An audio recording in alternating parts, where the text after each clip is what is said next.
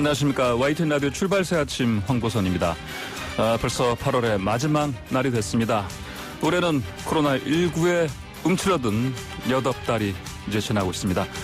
나머지 넉 달 안에는 코로나 방역에 큰 전개가 마련됐으면 좋겠습니다. 지금 당장은 사회적 거리두기 2.5단계로 강화되면서 우리 모두가 방역 수칙을 잘 지켜서 이 위기를 어서 함께 넘겨야겠다는 마음이 굴뚝 같습니다. 여러분의 매일이 안녕하길 바라면서 오늘은 더불어민주당 전당대회에서 단체장 가운데 처음으로 최고위원에 당선된 염태영 수원시장 만나보고요. 변화하기 시작한 미래통합당의 새로운 당명 공개 시점과 기대 효과를 배준영 미래통합당 의원에게 들어보겠습니다. 아베 총리의 사임에 대한 일본의 반응과 예상 후임 여론에 대해서 이영채 일본 게이센여대 교수와 연결해서 알아보고요. 정치용병 민병두 김용태 전 의원과 함께 정치계 뜨거운 이슈들 짚어보겠습니다. 이 시구에 걸맞은 홈쿡 이야기까지 박춘우 작가가 준비해놨으니까요. 귀 기울여주시고요. 2020년 8월 31일 월요일 YTN 라디오 출발새 아침 힘차게 출발합니다. 네, 꽃게 뉴스 박철민 뉴스캐스터와 함께합니다. 안녕하십니까? 안녕하세요. 박철민입니다. 자, 먼저 코로나19 현황부터 봐야겠죠. 최근 2주간 하루 평균 신규 확진자 규모가 이제 300명에 육박하는 수준으로 뛰었습니다. 그렇습니다. 2주 전만 해도 하루 평균 30명대였으니까 네. 최근 2주 동안 이보다 10배 가까이 늘어난 겁니다. 이는 감염 경로를 알 수 없는 불분명 환자 비율과 집단 발생 건수가 모두 늘었기 때문인데요. 서울 성북구 사랑제일교회 관련 확진자가 1000명이 넘게 나왔는데 이 외에 연락두절 등으로 검사가 진행되지 않아 인원이 수천 명으로 이제 나타나고 있는 N차 감염 우려가 커지고 있습니다. 자, 보니까 이 수도권 전체 확진자의 80% 정도를 이제 차지하는데 수도권이 최근 수도권의 교회, 방문 판매, 소모임 등에서 집단 감염이 동시다발적으로 발생하고 있기 때문이죠. 네, 그렇습니다. 방역 당국이 어제 브리핑을 했는데요. 이때 이런 말을 했습니다. 방역 통제력이 상당히 약화한 상황이다. 그러니까 방역 당국이 통제할 수 없는 정도의 수준으로 이르는 건데요. 수도권의 확산세를 꺾기 위해서 9월 6일까지 강화된 사회적 거리두기가 실시되고 있습니다. 앞으로 8일간만 우리 고통을 참고 서로를 위해서 일상을 잠시 멈춰달라고 방역 당국이 또 당부했는데요. 또 여기서 이렇게 또 덧붙였습니다. 확산세를 꺾느냐 못 꺾느냐에 따라 앞으로 유행 양상은 완전히 달라질 것이라고 말을 했습니다. 네. 집단 감염 규모가 큰 서울 성북구 사랑제일교회와 광복절 서울 도심집회 관련자들에 대한 진단검사 여부도 방역관리의 변수로 작용하는데요. 예. 사랑제일교회와 관련해서 확보한 명당이 5,200명이 넘는데 이 가운데 2,000명 정도는 검사를 받지 않고 있다고 합니다. 네. 또 어제 12시 기준으로 사랑제일교회 누적 확진자가 1,035명에 달했고요. 지금 또 광화문 집회, 서울 도심 집회와 관련해서는 집회 참석 인원이 확인된 것만 5만 5천 명이 넘는데 4만 명이 검사를 받고 있지 않습니다. 어제 정오 기준으로 관련 집회 확진자는 369명이 됐습니다. 이제 확진자 늘어나가는 가운데 확진자 가운데 상당수가 또 고령자들 아닙니까? 네. 그것 때문에 어떤 중증 환자도 늘어나고 있고요. 병상 여건이 좋지 않죠? 그렇습니다. 어제 집계한 코로나19 위증, 중증 환자 어제 기준으로 70명입니다. 지난 20일 12명이었는데 최근 열흘 사이에 5배나 늘었고요. 특히 이들 가운데 고위험군 말씀하신 것처럼 60대 이상이 60명입니다. 86%를 차지하고 있습니다. 때문에 무엇보다 중환자 병상 확보가 절실한 상황인데요. 병상이 좀 많이 적다고 합니다. 현재 수도권에 입원 가능한 이런 중증 환자용 병상이 25개에 불과하고요. 수도권 외의 지역도 마찬가지고 또 많아봤자 광역 지자체마다 대여섯 개에 불과하고 또 아예 없는 곳도 있습니다. 그렇다 보니까 병상을 최대한 늘릴 계획으로 있는데 정부가 8월 말까지는 26개, 9월까지는 40개를 추가로 확보할 방침입니다. 상황이 참 심각합니다. 정은경 중앙방역대책본부장이 코로나 시대 이런 표현을 했어요. 코로나 시대, 19 시대, 연대 방법은 모두가 흩어지는 것 이라고 말했습니다. 네. 이 발언 좀 살펴볼까요? 뭉치면 살고 흩어지면 죽는다가 아니고 네, 거꾸로죠. 거꾸로입니다. 예. 뭉치면 안 됩니다. 흩어져야 예. 됩니다. 예. 역설적이지만 코로나19 시대에 연대하는 방법은 모두가 흩어지는 것이라면서 정 본부장이 밝혔는데요. 사람 간의 접촉을 줄이는 것 이외에 지금의 유행을 통제할 수 있는 방법은 없다라고 전했습니다. 자영업자분들과 소상공인분들 어려움이 크시겠지만 우리 국민이 다음 한 주에는 사회적 거리두기에 협력과 연대를 통해 다시 한번 일상을 되찾고 반전의 계기를 만들어내는 한 주가 되기를 간절히 바란다고 정 본부장이 말을 덧붙였습니다. 어제 몇몇 언론들이 저는 이걸 보고서 깜짝 놀랐는데요. 코로나19 신규 확진자 200명대 진입. 200명대 진입이라는 게 네. 299명을 이제 가리키는 건데 네네네. 이게 홈쇼핑도 아니고 예. 언론이면은 코로나19를 더욱 엄중하게 바라봐야겠다는 생각이 들었는데요. 네. 299명이라고 해서 200명대라고 좀 희망적으로 볼 게 아니라 앞으로 좀 이런 부분에 대해서 좀 자제를 하거나 예. 신중해야 될 거라는 생각이 들고 저도 앞으로 꽃기호 뉴스 할 때 정부가 코로나19 종식선을 하기 전까지는 희망적인 해석을 자제하도록 하겠습니다. 이 희망적인 해석보다 정확한 통계 수치를 알려주시는 게 더 낫겠네요. 그렇습니다. 그렇죠. 299명이면 사실 300명 육박한다 이렇게 표현하는 게 더 맞죠. 맞습니다. 알겠습니다. 자, 다음 소식은 사회적 거리두기가 2.5단계로 격상되고 그래서 이런 가운데 일부 사업장에서는 무급휴직 강요하는 사례가 또 나오고 있다고요? 네, 직장갑질 119 조사인데요. 예. 이 직장갑질 119 좀 생소하시죠? 2017년 11월에 출범한 민간 공익단체입니다. 업계의 불공정 관행을 공론화하는 온라인 조직단체인데 이 단체가 최근 3주간 접수한 제보 162건 중에서 총 20건이 코로나19 관련 직장 갑질 피해 사례라고 밝혔습니다. 특히 최근에 무급휴직 강요나 해고 사례가 많아졌다고 설명했는데요.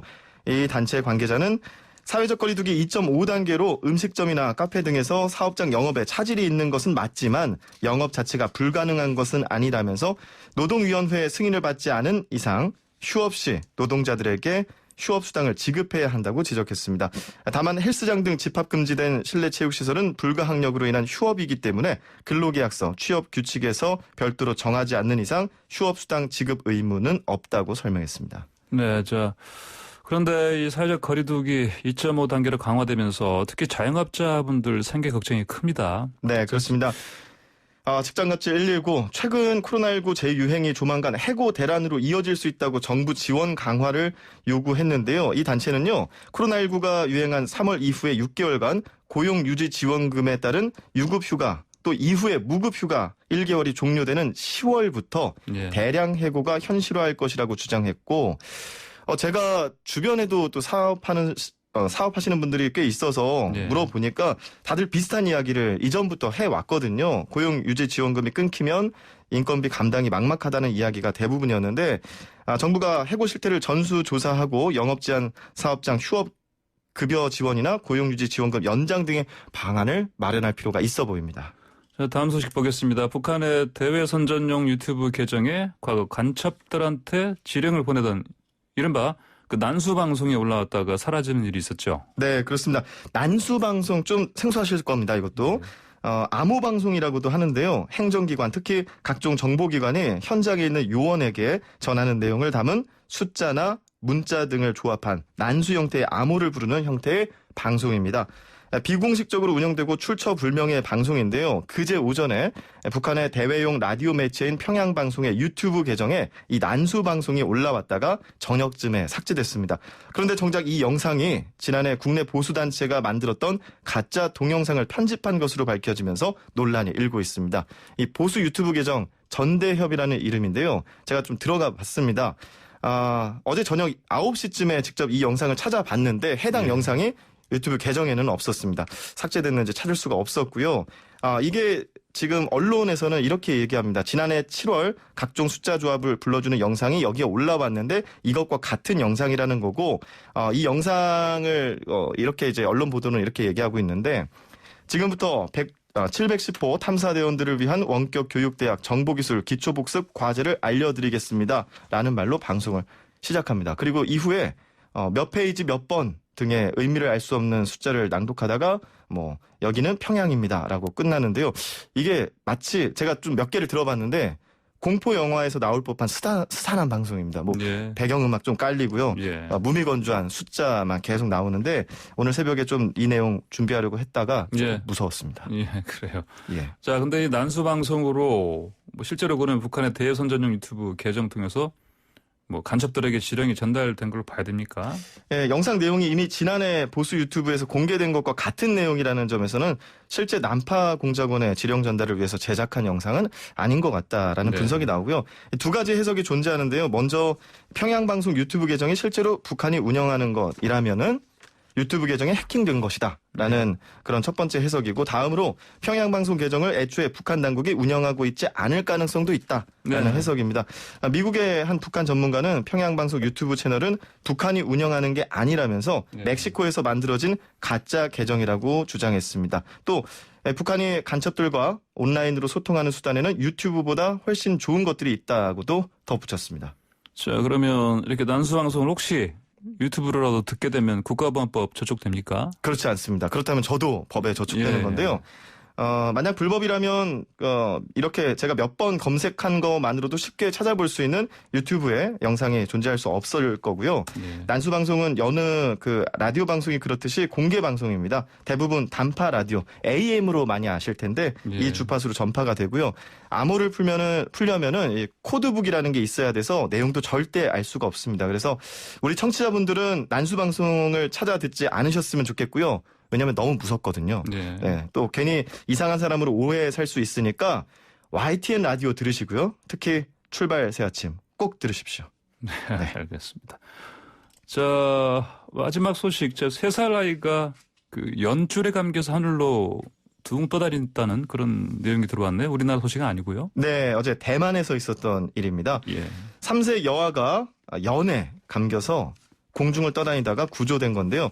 대만 북부 신주에서 연날리기 축제가 열렸는데 제가 영상을 봤습니다.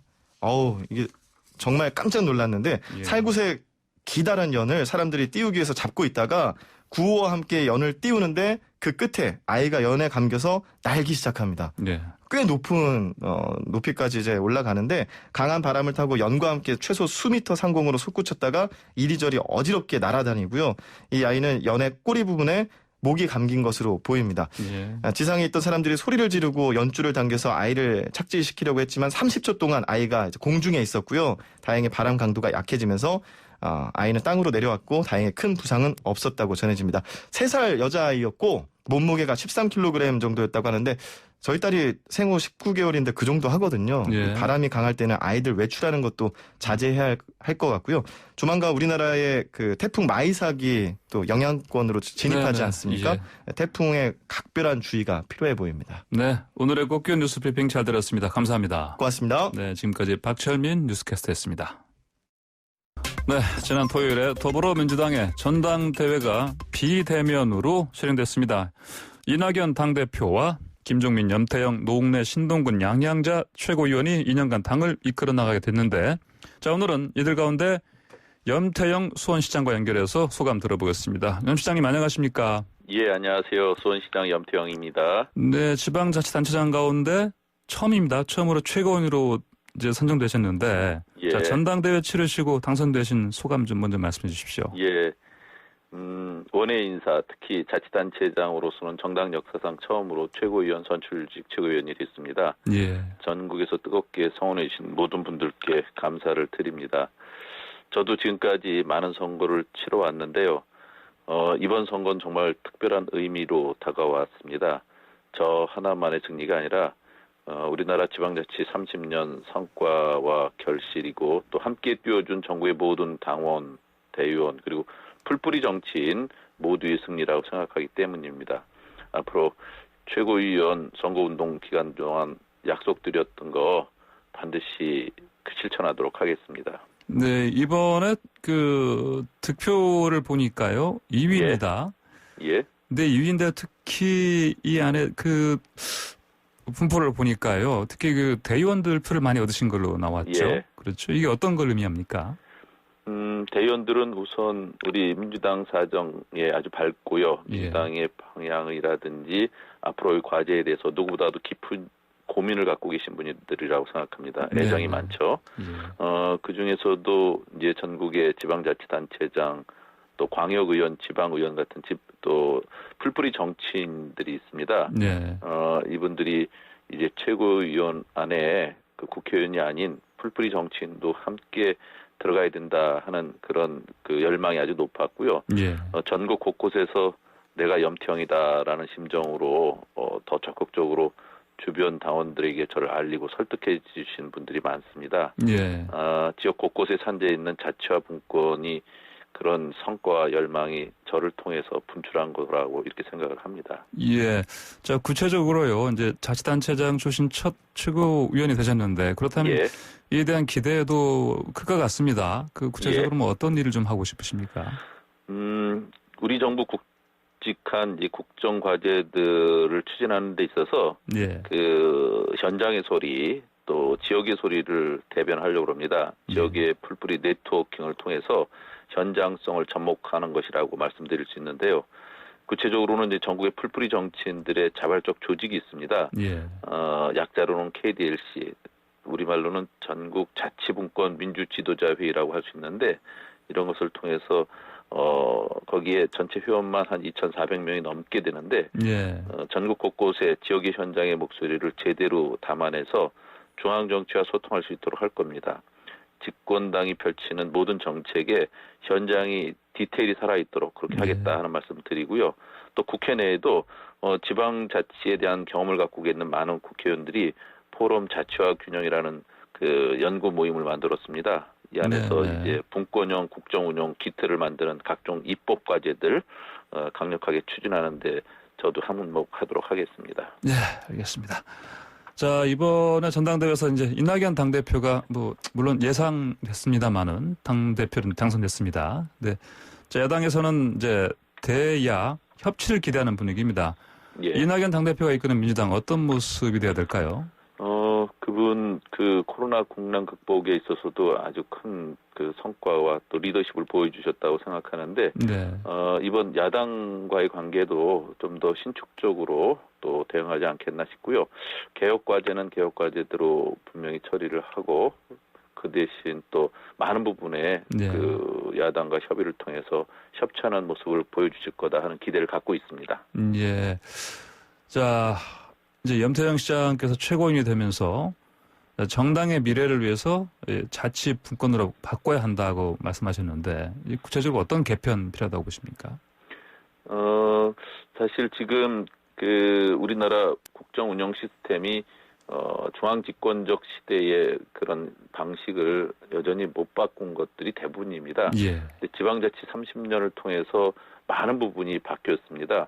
이번 코로나 사태 대처에 있어서도 지방정부들이 보여준 우수한 정책들과 또 과제들을 해결해가는 능력들을 보았을 겁니다.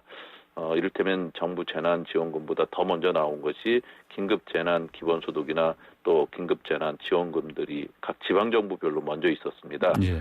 드라이브스루라든지 워킹스루 또 생활치료시설 또 해외 입국자 안심귀가 서비스 한두 가지가 아닙니다. 그렇게 많은 지방정부들이 그 실천적으로 그 보여줬던 성과들과 내용들은 각 도시들이 각 지방정부들이 경쟁하고 또 서로 발전하기 때문입니다. 예. 앞으로도 그 중앙정부는 지방정부들이 이렇게 선도적으로 보였던 우수한 정책들을 스케일업해서 전국화시키면 훨씬 더 좋은 정책들이 많이 나올 수 있습니다.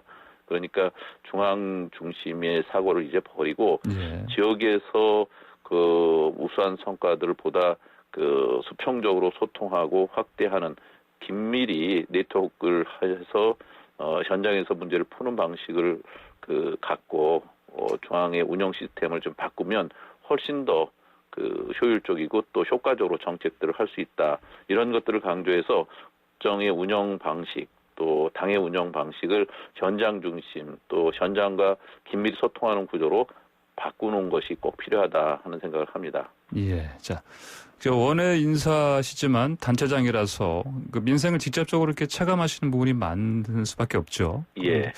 자, 특히 요즘은 코로나19 때문에 사회적 거리두기가 이제 2.5단계로 강화됐습니다. 어떻게 이런 위기 극복할 수 있다고 보십니까? 지난 8월 15일 광화문 집회 이후에 확진자가 전국적으로 급격히 늘어났습니다. 예. 결국은 정부에서도 사회적 거리두기 3단계에 준하는 2.5단계 시행하고 있지 않습니까? 예.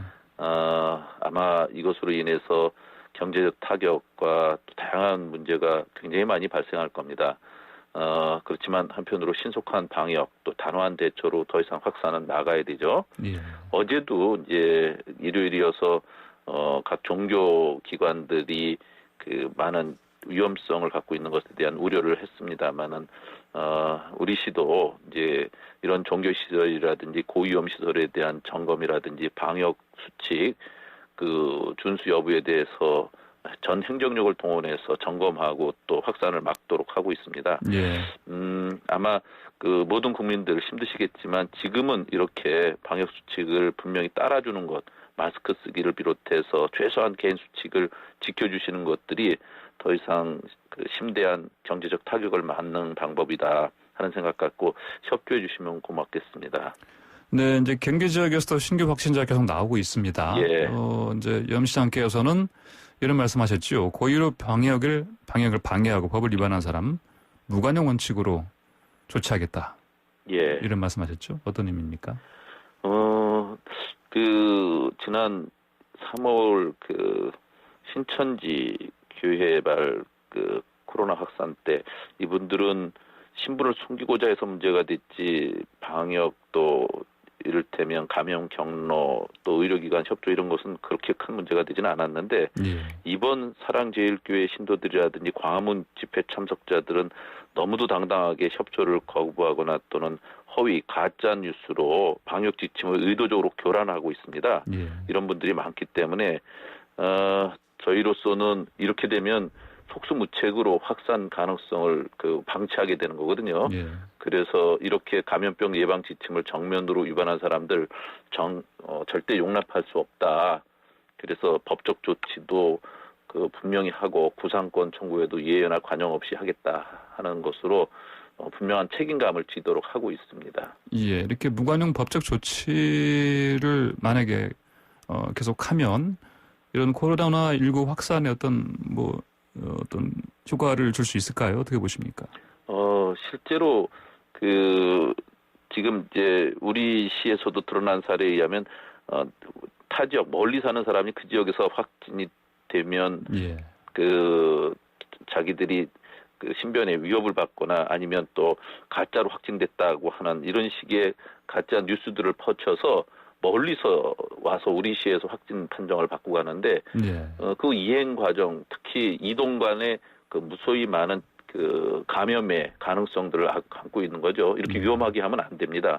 또 우리 시가 내리는 여러 가지 동선 파악이라든지 확진자에 대한 여러 가지 과정 중에 정식적으로 당연히 밟아야 될 수순과 내용에 대한 정보 공개에 너무 비협조적이거나 또 왜곡하는 경우가 많습니다. 이러면 무수히 많은 차단의 위험성들을 갖고 있는 거거든요. 예. 이런 것들을 방치할 수 없다는 뜻이죠. 예. 자, 그런데 대면 예배를 근데 사실은 하지 말라. 그런데 예. 불구하고 사실은 어제 일요일에도 강행한 곳들이 상당히 많았습니다. 예. 어떻게 보십니까? 우리 시 경우는 온라인 예배에 이것을 또 제작하는 인력이 필요하기 때문에 그 인력 외에는 내부 입장을 못하게 하고 대면 예배를 전면 금지했죠. 예. 우리 시 관내 총 700여 개 교회 중에 미운영하는 교회를 빼고 나머지 전체를 점검했는데 예. 어제 대면 예배 강행한 교회가 1개소가 있었습니다. 네. 우리 시로서는 집합금림 명령을 할 계획이고요. 이 이후에도 위반 시에는 또 고발할 예정입니다. 대면 예배를 강행한 교회에 대해서는 이렇게 단호하게 대처할 필요가 있다고 생각을 합니다. 예, 좀 주제를 바꿔보겠습니다. 의료계 집단 파업 이어지고 있습니다. 경기도 쪽의 대학병원 교수들도 파업 지지 성명을 발표한 상황인데요. 의료 서비스가 될 수 있다는 그런 걱정이 커지고 있습니다. 어떻게 보십니까? 예, 너무 안타깝습니다. 지금 의사들이 계셔야 할 곳은 바로 환자 옆이라는 생각인데 특히나 지금은 코로나19 대확산으로 위기가 아주 그 상당한 국민들 우려를 갖게 하고 있지 않습니까? 예. 저로서는 방역 최일선 현장에서 있기 때문에 하루하루가 이런 사태를 보고 있는 것이 살얼음판입니다. 아마 다른 지자체도 마찬가지일 겁니다. 지난 7개월간 전 세계적인 모델이 되어왔던 그 K-방역, 이 뚝이 무너지지 않겠나 걱정도 되고 있습니다. 이제 국회 차원에서도 보건복지위원장, 한정혜 위원장께서 전공의들과 면담을 통해서 정부안에 대해서 국회가 입법안 강행 처리 않겠다 하는 네. 말씀을 했거든요. 예. 그런데도 그 대한전공의협의회가 무기한 진료 거부 결정한 거 굉장히 우려스럽고 유감스럽습니다. 한편 그렇지만 우리는 또 의사들에게 간곡히 요청하고 또 다각도로 대화를 통해서 이런 의사분들이 소명을 다할 수 있도록 또 진료 현장에 즉시 복귀해달라고 하는 호소를 드리고 또 협의를 한편 계속해 나가겠습니다. 예, 지금 상황에서 보면은 그래도 정부 쪽에서 좀 양보를 좀 더 하는 그런 예. 모양새인데요. 좀 더 정부가 더 확실한 양보를 해서 상황을 풀어야 된다. 뭐 이런 의견도 있긴 합니다. 어떻게 보십니까? 예, 뭐 대화의 그 상대가 있는 거고 예. 또 그 정부로서는 정부 원칙이 있는데 지금 의료계의 이런 진료 거부를 이끌고 있는 분들이 그 과연 대화 협상의 최소한의 네. 그 우리 국민들을 생각하는 게 있는지 하는 것에 대한 우려스럽습니다. 하지만 어쨌든 우리로서는 진정성 갖고 더욱 다가가고 또 우리가 더 그분들의 심정을 달래고 또 대안을 찾을 수 있는지를 더 고민해 보도록 해야 될 것 같습니다. 예, 알겠습니다. 원장님 오늘 말씀 잘 들었습니다. 예, 감사합니다. 네, 감사합니다. 자, 지금까지 염태영 수원시장이었습니다. 네, YTN 라디오 출발새 아침 1부 순서는 여기서 마치고요. 잠시 후 2부로 돌아오겠습니다. 네, 여당이 새 지도부 체제를 꾸렸다면 야당인 미래통합당은 이번 주에 새 간판을 답니다. 새로운 당명을 공개할 예정인데요. 통합당 당내 움직임 그리고 의사들 파업과 관련한 이야기까지 자세히 알아보겠습니다. 배준영 통합당 대변인 연결되어 있습니다. 배 대변인 안녕하십니까? 네, 안녕하십니까? 자, 지난 주말 더불어민주당 신인 대표 이낙연 의원이 선출됐습니다. 이해찬 전 대표 시절과는 달라진 이해관계 기대해 볼 수 있을까요? 네.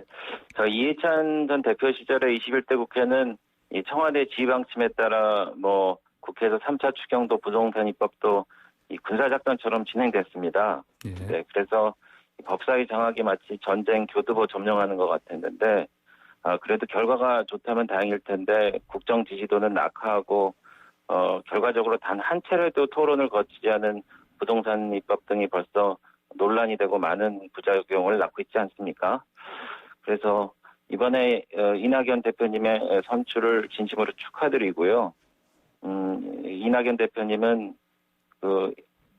이해찬 대표 때 21대 국회가 DJ와 YS가 목숨 걸고 수십 년간 이룩한 소수 존중의 전통이 3개월 만에 완전히 붕괴됐는데 대표님께서 다시 재건해 주셔야지 여야 관계가 정상화될 것 같고요. 예. 그리고 대선 출마를 공언하셨기에 당 규정에 따라서 내년 3월까지만 6개월만 하시게 돼 있는데 여야 간의 넉넉한 리더십을 보이셔야지 국민들이 평가하시지 않을까 생각하고요. 예. 네, 경선 전 인터뷰에서 당대표가 되시면 새로운 이낙연을 보게 될 거라고 하셨는데 기대가 큽니다. 예. 자, 이낙연 대표가 이제 선출된 직후 연설에서 원칙은 지키면서도 자, 야당에 양보할 것은 양보하는 원칙에는 협치하겠다. 이렇게 얘기했습니다. 이제 이 부분 관련해서 특히 어떤 점을 야당에 양보했으면 좋겠다. 이렇게 생각하십니까? 네. 원칙에는 협치라고 하셨는데 원칙보다는 협치 쪽에 무게중심이 좀 있었으면 좋겠어요. 예. 원칙이라는 게 남에게는 비타협으로 보일 수도 있다고 하니까요. 예. 그래서 저는 한마디로 승자 독식에서 벗어나라고 좀 말씀드리고 싶은데 사실 이낙연 대표는 농림수산식품위원장 시절에 모두 합의 처리하신 그런 의회주의자입니다. 예. 그래서 이번에 공수처 같이 법적 근거가 없는 기관의 설립은 재고해달라고 말씀드리고 싶고 또 이 법사위가 왜 전통적으로 소수 야당한테 맡겼는지 아마 언론인이나 국회의원으로서 잘 아셨을 텐데요. 이 견제와 균형의 원리가 충실한 그런 국회가 될 수 있도록 해주시면 좋겠고 예. 지금 제일 중요한 거는 그 코로나19에 대해서 국민 모두가 단일 대우로 맞서야 하는데 정부 여당이 너무 편가르기 하는 것 같습니다. 그래서 국난 극복에 여야가 따로 없다는 각오로 저희와 좀 협조해 주시면 좋겠는데 특히 그 4차 추경이라든지 2차 재난지원금이 시급하기 때문에 네. 지금이라도 빨리 협의도 하고 또 대통령께 전화도 하셔야 될 것 같습니다. 예, 말씀하신 것 중에서 코로나19 관련해서 뭐 편가르기 말씀하셨는데 구체적으로 어떤 걸 말씀하시는 겁니까? 네, 그래서 지금 코로나19에 대해서 뭐 특정 종교라든지 특정 정치 세력이라든지 뭐 예를 들어서 의사라든지 뭐 여러 네. 사람들이 책임론을 제시하고 계시는데 예. 그거에 대해서는 사실 정부 책임이 작지 않거든요. 그래서 그런 거를 좀 훌훌 털고 다 같이 힘을 모아서 코로나 극복을 했으면 좋겠다는 그런 취지에서 말씀드리는 겁니다. 네, 알겠습니다. 자, 통합당, 미래통합당 역시 이번 주 중요한 변화 있습니다. 자, 네, 새로운 당명 오늘 뭐 그 후보군이 좀 공개가 되죠? 네 그렇습니다. 오늘 아침 9시 반에 국회에서 오랜만에 그 비상대책위가 네. 열리는데 복수안이 보고되고 또 11시에 그 비대면 의총에서 의견이 모아지면 오후에 발표할 텐데요. 네. 네, 저희가 1일 열리는 상임 전국위 2위의 전국위원회에서 확정합니다. 예. 네. 오후 한 몇 시쯤 나올 것 같습니까? 글쎄 오후 한 2-3시 정도 되지 않을까 싶은데요. 네, 점심 직후에 알 수 있겠네요. 네. 네. 공식 네. 발표가 그렇습니다. 예, 알겠습니다. 이제 지금 거론되는 키워드가 뭐 국민, 뭐 한국 이런 식으로 나오고 있어요. 보니까 아무래도 당명에 이쪽이 두 개 중에 하나 들어가겠죠. 어떻게 보십니까? 네, 국민이 가장 많이 나온 키워드라서 그게 아마 많이 반영이 될 걸로 생각하고 예. 저희가 참심하면서도 저희 당이 지향하는 바 이런 비전을 담기 위해서 노력을 많이 했으니까 좀 기대해 주셔도 좋으실 것 같고요. 예. 참고로 그 1963년 선관위가 만들어진 이후에 제가 이렇게 좀 자료를 보니까 예. 그 정당 이름 중에 가장 많이 쓰인 거는 민주라고 하는데 한 40개가 넘는 정당이 사용했고요. 예. 국민의 경우에는 뭐 새정치국민회의, 국민의당 한 7개 정도에서 쓰였는데 대체로 이 진보나 중도를 지향하는 정당들이 좀 사용한 바 있습니다. 네네. 그렇다면 우리가 당명을 바꿀 때는 기본적으로 노선을 바꾸는 것도 전제로 하는 경우가 많은데요. 네네. 어떻게 보십니까? 이번에 이 당명 개정과 함께 통합당에 어떤 뭐 변화가 생길까라 이렇게 말씀할 수 있습니까? 예. 제가 시 하나 좀 읽어드리려고 그러는데요. 시를요? 예. 네. 내가 그의 이름을 불러준 것처럼 나의 이 빛깔과 향기에 알맞는 누가 나의 이름을 불러다오. 네. 김춘수의 꽃이라는 시 잘 아시잖아요. 예. 네, 한마디로 모든 것은 이름으로 인식된다는 것인데 네. 저희가 21대 국회에 접어들어서 말씀드렸던 익숙했던 과거와의 결별, 진취적인 정당, 약자와의 동행 이게 우리 당의 빛깔과 향기가 될 겁니다. 그래서 진취적인 정당. 예. 네. 그래서 이것에 맞는 이름을 정하면은 그 이름을 부를 때마다 이런 뭐 빛깔과 향기를 연상하게 되는 그런 아이덴티티를 확립할 수 있는 거고요. 예. 또 이에 맞는 정강 정책도 저희가 같이 결정하거든요. 그래서 내용과 형식이 이제 하나로 된다고 말씀드릴 수 있겠습니다. 네, 알겠습니다.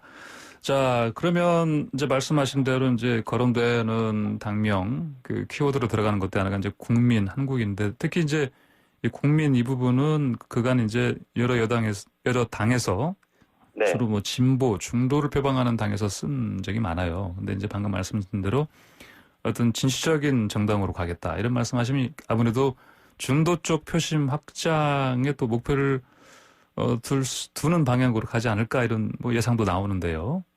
자, 그렇다면 이제 이른바 흔히 말하는 그 태극기 세력과 거리두기 이 부분도 사실은 통합당에서 앞으로 필요한 부분이다 이런 얘기도 하고 있습니다. 어떻게 보십니까? 네, 그건 당의 정체성과 나갈 방향 가지고 좀 걱정을 하신 분들이 있었습니다. 예. 근데 저희가 중요한 것은 다음 대선에서 승리하려면은 중요한 것이 확장성이거든요. 예.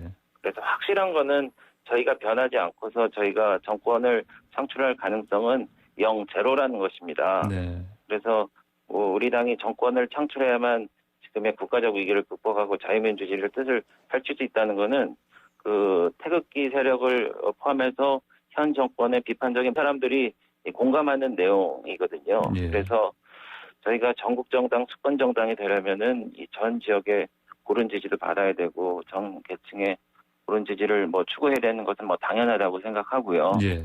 예, 그래서 아시겠지만 저희가 국민통합위원회를 만들어서 뭐 호남 쪽에 양손을 내민다든지 그 약자와 동행위원회를 통해서 외연 확장을 나선 점도 좀 그렇게 평가를 해주시면은 감사하겠습니다. 네, 알겠습니다. 자, 최근에 우리 통합당 쪽 지지율이 좀 올랐었습니다. 그렇지만 이제 문제는 뭐 인물난이다 이런 얘기도 하고 있어요. 뭐 그 대안으로 뭐 내년 4월 이제 서울시장, 부산시장 보궐선거 때 미스터 트롯 경선으로 준비한다 이런 얘기 나오고 있습니다. 네. 이런 방식으로 해야 되겠죠? 어떻게 보십니까? 네, 먼저 저는 뭐 인물난이라고 보지는 않습니다. 이 두 네. 가지인데요. 네네. 이 정치권에 나오는 말 중에 한 가지는 꺼진 불도 다시 보자입니다. 네, 예를 들면은 이전에 뭐 이명박, 노무현, 김대중 전 대통령 같은 분들도 네. 사실상 은퇴 상황에서 다시 살아서 돌아와서 대통령이 되지 않았습니까? 예. 네, 그처럼 정치는 변화무쌍한 것이고요. 그리고 두 번째는 지금 4차 산업혁명 시대로 초연결 시대에 대중적인 감수성이 풍부한 인물이 이 경선 과정을 통해서 새로이 떠오를 수가 있는데, 네.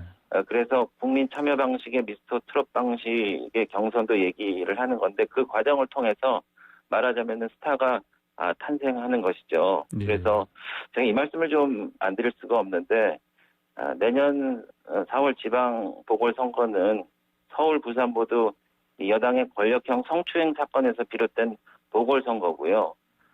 그래서 민주당의 당연 당규에 의하면은 후보자를 못 내게 돼 있습니다. 지금 그 보궐선거 비용만 800억이 넘어요. 근데 일각에서는 다른 그 친여 성향의 그 다른 당 후보나 무소속 후보를 통해서 이른바 우회 상장한다는 이야기까지 나오고 있어서 이런 불의에 대해서 그 유권자 여러분들은 현명한 판단을 하실 거라고 생각을 하고 아까 말씀하신 그런 저희가 좋은 방법을 통해서 예. 이런 대통령 지방선거를 앞둔 이 중간선거의 개념이기 때문에 네. 이 견제 심리와 저희 당에 대한 지지를 모아서 하여튼 승리를 위해서 최선을 다하겠습니다. 예, 자, 4월 보궐선거 왜 이렇게 중요한 겁니까? 네. 그러니까 그 네. 대통령 선거와 지방선거로 가는 징검다리로 볼 수 있겠고, 예. 그래서 현 집권 세력에 대한 이 국민적인 평가를 가늠해 볼 수가 있고요. 그리고 대한민국에서 가장 큰 그 중부권과 남권의 대표적인 도시에서 벌어지는 선거이기 때문에 예. 네, 그 의미가 크다고 볼 수 있겠습니다. 예. 자, 당내에서 나온 비판의 목소리가 하나 있습니다. 장제원 의원이 당무 감사에 대해서 네. 뭐 중앙당이 저지른 뭐 잘못 때문에 총선 패배를 당했는데 네. 근데 위로가 필요한 시기에 누구를 위한 뭐 당무 감사인지 참 잔인하다 이렇게 비판했습니다. 이 비판 왜 네. 나왔을까요? 네, 지금 사실 저희가 제일 야당이고 야당으로서 당협위원장님들은 당의 발전과 저희 당의 집권을 위해서 최선을 다하고 계십니다. 너무 감사한 분들이고 저희가 똘똘 뭉쳐서 이 선거를 이기고 자유민주주의의 이념을 펼칠 그런 의무가 있습니다. 근데 그럼에도 불구하고 저희가 당무감사를 할 수밖에 없는 이유는 앞으로의 그 미래를 준비하기 위해서 당의 조직이 탄탄한지 지금 시스템으로 다음 선거에 어떻게 대비할 수 있는지 이런 거를 평가하는 거기 때문에 아마 그거는 당무감사위원장님이 객관적인 평가 기준에 의해서 할 텐데 중요한 것은 저희가 단합을 해서 이 정권의 어떤 잘못된 점을 저지하고 또 미래로 나아가기 위한 그런 스텝으로 생각하시면 될 것 같습니다. 예, 알겠습니다. 자, 주제를 좀 바꿔서요. 의사들 네. 파업 지금 계속되고 있는데 네. 정부와 의사들 간 이 갈등 어디에서 해법을 좀 찾아야겠습니까? 예, 저희 당 지도부와 교육위원회 위원들이 그 의협이 찾아오셨어요. 입장을 듣기도 했습니다. 예. 그래서 지금 코로나19로 온 나라가 위기 상황인데 이럴 때 그 국민 특히 정부와 의료진이 합심해서 이 대응에도 불가항력적인 경우가 많은데 이럴 때 그 의료 정책을 두고 내전을 벌이니까 참 있을 수 없는 일이라고 생각합니다. 그로 인해서 각종 의료사고가 났는데 벌써 응급실에 못 가고 돌아가신 분들도 나오셨다고 하지 않습니까? 예. 근데 이렇게 말씀드리고 싶어요. 그 집에 불이 나면 어떻게 합니까? 우선 힘을 합쳐서 불을 꺼야 되지 않겠습니까? 그래서 제 생각에는 양쪽은 일단 분쟁 이전의 원점으로 돌아가고 정책에 관련된 논의는 불을 끈 다음에 해도 늦지 않다고 생각을 하고요. 그리고 정부는 지금 변화된 인력 공급 정책이라든지 변화된 의료 정책을 지금 시작한다고 해도 이 정책을 시작하고 이제 의료 인력을 양성해서 환자를 볼 때까지 지금부터 10년 걸립니다. 앞으로 10년이 걸릴 일인데 왜 무엇이 급하다고 이 분란 시점에 꼭 결정을 해야 되는지 이런 게 참 의문이고 어쨌든 정부는 국민의 생명과 안전을 총체적으로 책임지는 위치에 있기 때문에 정부가 해지해야 된다고 그렇게 생각을 합니다. 예, 불을 끈 다음에 정책 논의해야 되고 일단 정부가 먼저 해제해야 된다 이런 말씀하셨습니다. 네, 그렇습니다. 네, 오늘 말씀 잘 들었습니다. 감사합니다. 네, 감사합니다. 네, 지금까지 배준영 미래통합당 대변인이었습니다. 네, FM 94.5MHz YTN 라디오 출발 새 아침 8시 정각에 돌아오겠습니다.